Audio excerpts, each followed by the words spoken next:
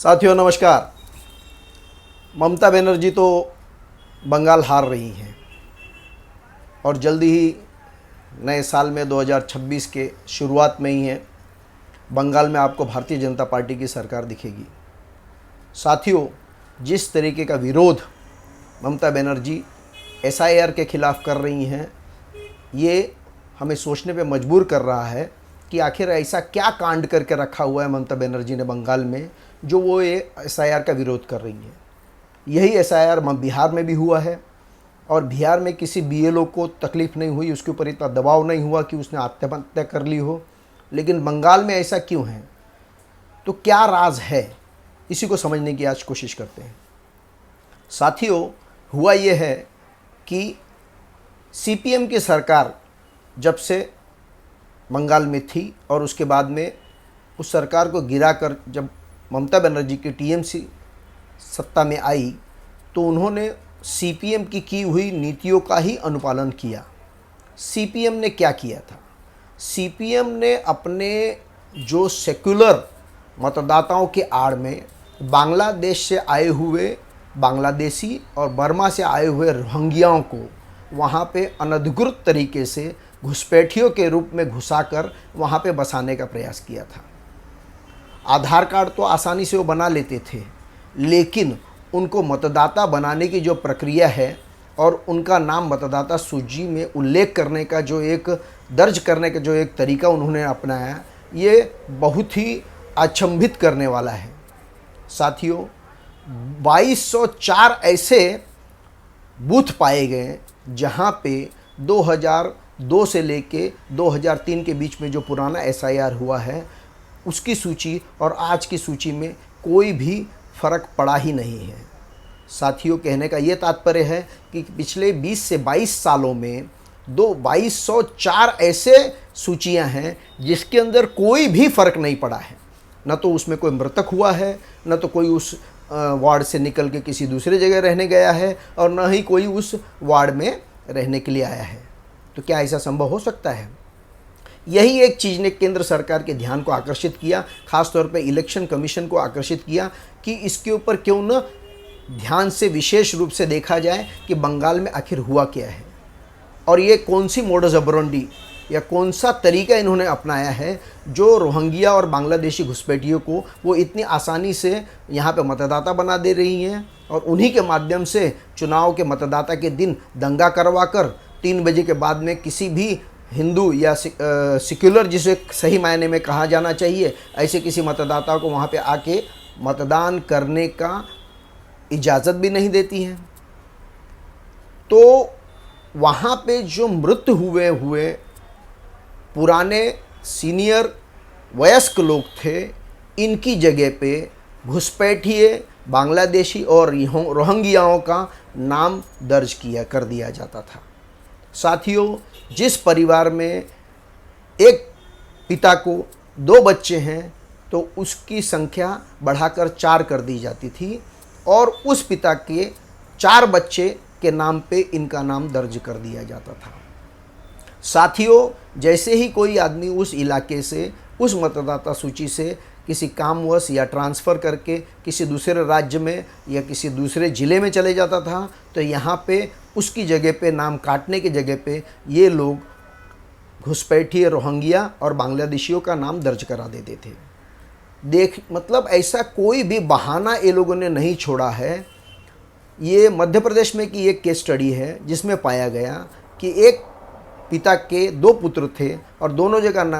जन का नाम मतदाता सूची में था, लेकिन जब उससे बाद में चेक किया तो उसने पाया कि उसके नाम पे और 2 बच्चों का नाम दर्ज है और सरनेम की समानता, धर्माधिकारी जो सरनेम था उनके समानता का फ़ायदा उठाकर वो यहाँ पे मतदाता सूची में अपना नाम दर्ज करा लिए। अपने पिता को छोड़कर यहाँ के जो मतदाता पिता थे उनके बच्चे बनकर उन्होंने अपना नाम मतदाता सूची में दर्ज करा दिया। साथियों, इलेक्शन कमीशन ने जब से वेस्ट बंगाल में, पश्चिम बंगाल में एसआईआर की घोषणा की हुई है, स्पेशल इंटेंसिव रिवीजन का जो काम चालू किया है, तब से घुसपैठिए रोहिंग्या और बांग्लादेश से आए हुए घुसपैठियों में एक तरीके से त्राही त्राही मची हुई है। वो लोग नाना प्रकार से किसी भी बहाने से भारत से अपने आप को बांग्लादेश में ले जाने का, पहुंचने का पूरा कोशिश कर रहे हैं। और जिस तरीके से इनकी कोशिश सामने नज़र आ रही है, आप अंदाज़ा लगा सकते हैं किस तरीके से कितनी संख्या में इन घुसपैठियों को ममता बनर्जी की सरकार ने और सीपीएम की सरकार ने मतदाता सूची में इनके नाम दर्ज कराकर एक खोटा मतदाता जनाधार इन्होंने बना के रखा था, और जिसके ऊपर एक अराजकता का तांडव ये लोगों ने पश्चिम बंगाल में मचाया हुआ था। जब भी वहाँ पे चुनाव होता था तो वहाँ के जो मूल मतदाता हैं, जो हिंदू मतदाता हैं, उनके पास टीएमसी के और सीपीएम के कार्यकर्ता एक दिन पहले ही पहुँच जाते थे कि आप लोगों को मतदान करने के लिए जाने की आवश्यकता नहीं है, आप लोगों का मतदान हो जाएगा। इनको डराया जाता था, इनको धमकाया जाता था। इलाके के जो गुंडा प्रवृत्ति के लोग थे, जो ये रोहिंग्या और ये बांग्लादेशी घुसपैठियों के समर्थक थे, इनके ही लोग ऐसे थे जो इनको डरा के धमका के मतदान केंद्रों तक जाने नहीं देते थे। मतदान के दिन बम फोड़कर या उसके पहले उस गांव के, उस जिले के, उस इलाके के किसी निर्दोष को की हत्या करके उसके शव को पेड़ से लटका के एक तरीके से दहशत का, एक आतंक का माहौल बना देते थे, जिसके लिए वहाँ के जो मूल मतदाता हैं, जो भारतीय हैं, वो मतदान केंद्र तक जाके मतदान न करें, और उनकी जगह पे जो ये घुसपैठिए रोहिंग्या और बांग्लादेशी हैं वो मतदान करके अब तक वहाँ पे सीपीएम की 25 साल तक सरकार और अभी पिछले 3 टर्म से 15 साल तक टीएमसी की सरकार, ममता बनर्जी की सरकार, ममता बनर्जी को मुख्यमंत्री बनाती आई है। साथियों, एसआईआर एक तरीके से एक आशीर्वाद, एक बूंद बन के आया हुआ है यहाँ पे भारतीयों की सुरक्षा के लिए। नहीं तो जिस तरीके से केरला में भारत विरोधी सरकार बार बार सत्ता में आ रही है, ठीक उसी तरीके से बंगाल में बार बार भारत विरोधी सरकार सत्ता में आती थी और वो संविधान से संघर्ष करती थी। वो किसी अराजक तत्वों के साथ नहीं, बल्कि यहाँ के मूल नागरिकों के साथ में भय का वातावरण फैलाकर और यहाँ पे केंद्र सरकार से लड़ती थी, संविधान से लड़ती थी और एक अपना समानांतर सरकार चलाने का प्रयास करती थी। साथियों, आए दिनों में महाराष्ट्र में भी एसआईआर लागू होगा और एसआईआर होगा, तो हम लोगों को एकदम सावधान रहना चाहिए। मैं आप लोगों से एक आग्रहबद्ध निवेदन ये करूँगा कि यहाँ के जितने भी व्यापारी हैं, ख़ास तौर पे जो कंस्ट्रक्शन के कामकाज से जुड़े हुए हैं और ऐसे जहाँ पे लेबर, मेहनत कश मजदूरों की आवश्यकता पड़ती है, ऐसे व्यापारियों से मैं आग्रह करूँगा कि वो अपने यहाँ पे रखे हुए कारीगरों का आधार कार्ड और उनकी मूल जो उनकी आइडेंटिटी है उसको उनके गांव तक का जानकारी लेकर ये सुनिश्चित करें कि क्या ये भारतीय लोगों को ही नौकरी दी जा रही है। आज सरकार इतनी सुविधाएं दे रही है, स्वास्थ्य क्षेत्र में, शिक्षा क्षेत्र में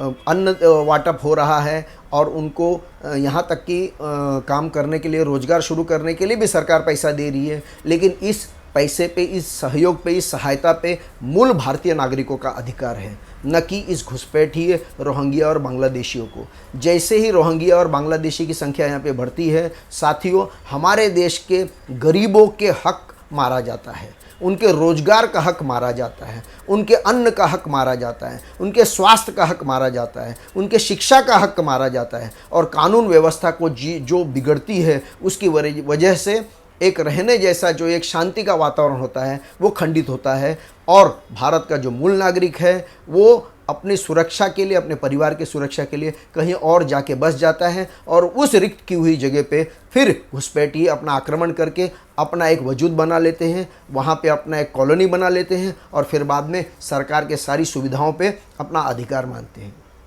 साथियों, संविधान में दिए गए जो अनुच्छेद 14, 15 और 19 का सहारा है, जो मानव अधिकार के बारे में कहता है, इसका सहारा लेके यही देशद्रोही जो रोहिंग्या और बांग्लादेशी घुसपैठियों के समर्थक हैं, ये बार बार मानवाधिकार का दावा कर कर उनके अधिकार के लिए बार बार आंदोलन करते हैं। साथियों, एक समय ऐसा भी आया था जब सुप्रीम कोर्ट के जज ने इन रोहिंग्या इन घुसपैठियों को घर, उनको आवास, उनको राशन कार्ड और उनको अन्न और सारी सुविधाएं देने की वकालत की थी। लेकिन आज के हमारे जो चीफ जस्टिस सूर्यकांत जी हैं, इन्होंने सही तरीके से कहा है कि हमारे देश के जो संसाधन है इसके ऊपर अधिकार हमारे देश के गरीबों का है, न कि ऐसे घुसपैठियों का है। ऐसे घुसपैठियों को लाल कारपेट बिछाकर इनका स्वागत नहीं किया जा सकता है। रिफ्यूजी या शरणार्थी के नाम पे जो ये सब अपने अधिकार भारत में जो दावा करते हैं, इसके ऊपर इनका कोई दावा करने का अधिकार नहीं है, क्योंकि हमारी सरकार ने, केंद्र सरकार ने यूएन के चार्टर के ऊपर हस्ताक्षर नहीं किया है। साथियों, देखा यह गया है कि एसआईआर के बहाने से यहाँ पे डेमोग्राफिक चेंज करके आबादी के अंदर बहुत बड़ा धार्मिक बदलाव करके ये लोग भारत की भूमि को हड़पने का जो प्रयास करते रहे हैं, उसी कड़ी में ये घुसपैठियों को जानबूझ के हमारे भारत में घुसाया जाता है और इनको एक नागरिक बनाकर पहले तो ऐसे देशद्रोही नेता लोग उनके माध्यम से सत्ता में आने का प्रयास करते हैं और बाद में उसके बदले में उनको सुरक्षा देकर एक तरीके से अपना एक कॉन्स्टिट्यूंसी बनाने का प्रयास करते हैं और फिर वो कॉन्स्टिट्यूंसी धीरे धीरे भारत के टुकड़े टुकड़े करने के लिए आमादा हो जाती है। साथियों, हम लोगों को एकदम सचेत रहना है, हमको एकदम चौकन्ना रहना है कि ये जो हमारे महाराष्ट्र में भी आज नहीं तो कल एसआईआर होगी, लेकिन एसआईआर होने से पहले और ऐसे पैनिक की परिस्थिति निर्माण होने से पहले मैं यहाँ के व्यापारियों को, यहाँ के जो लोग अपना घर भाड़े पे देते हैं या आपके आस पड़ोस में अगर कोई नया आदमी आके बसता है जो किसी भी तरीके से संशयास्पद लगता है, तो इसके लिए आप ज़रूर सरकारी यंत्रणा का सहारा लीजिए और ऐसे घुसपैठियों को जल्दी से जल्दी भारत से भगाने का प्रयास कीजिए। साथियों, ये जानकारी आपको कैसे लगी, इसके ऊपर आप ज़रूर कमेंट कीजिए, लाइक कीजिए, सब्सक्राइब कीजिए। धन्यवाद। जय श्री राम।